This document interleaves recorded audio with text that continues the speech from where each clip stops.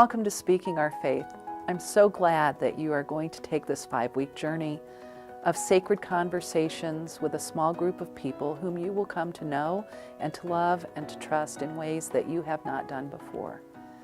At the end, you will also have come to know and to love and trust God in a way that you have not done before. And you will find words to put to the faith that is in you. Well, why speak about faith at all? Well, we speak about faith at all because it is probably the most important thing we have in our lives. I know lives are busy, and sometimes church and faith and religious practice get shoved down to the bottom of the list, but at the end of the day, we are left alone and naked in the face of the living God. And that relationship, in the end, is the most important one that matters. We also want to speak about our faith because it is life. It is literally the living water that keeps us going, and that is good news, and there are people who are dying of thirst for that same living water. But unless we can put words to that experience of our faith, unless we understand what our relationship with God and Jesus means to us, it's very hard to say anything to anybody about that. And I've known people who are wonderful at listening to people of other religions, to Buddhists and Muslims and Jews and Hindus, and really, really good at hearing about what they believe, and yet when those same people ask them, well, what do you believe as a Christian, they fall mute. So, the next 5 weeks are a chance for you to listen to your life with God, to listen to your fellow participants' life with God, and to begin to put words to that experience. It can be hard to talk about faith. One of the deepest reasons it's so hard to talk about faith is because it makes us vulnerable. Most of us don't come from the kind of tradition where we were raised to share our testimonies with people. Maybe some of us have never talked to another person about what God means to us. And so that lives in a very deep and tender place in our hearts, and it feels like coming out of a very safe and armored place to come out and say something about faith. So know that this process will respect your vulnerability, but it will also help you learn to come out of that place of vulnerability and say what it is that you know. It's also hard to talk about faith because sometimes we aren't even really sure what it is we believe. Those of us in liturgical traditions show up in church and we say many words about God in our worship. We say them in unison with other people in worship. We describe God in ways that has been handed to us by the words of our prayers and our hymns.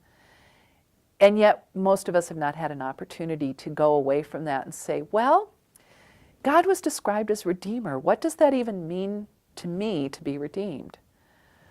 Jesus saved me from my sins. Well, what sins? I don't think I'm a bad person. I'm not sure about the creed and all the words in the creed and what I am to think about that. And so people are hesitant to talk about faith when they have not yet sorted out for themselves what it is they believe and don't believe. And if it's okay to believe differently from the words that you speak on a Sunday morning in church. The next few weeks will give you a chance to sort that out as well, and to determine for yourself what it is you believe and don't believe, and to put some words on that. Another reason it's hard to speak about faith is because we're afraid of being judged. This is a very divided and polarized time in our world, and people say very harsh things to one another. And it feels scary to come out and say something about faith to someone because we're afraid we might be associated with people who have used Christianity as a club, who have used the Bible as a weapon, and who have hurt people in their judgmental relations with them. So we're afraid of that, and yet our God is a God of love, our God is a God of redemption, our God is a God of inclusion and acceptance, and so we have good news to share with the world.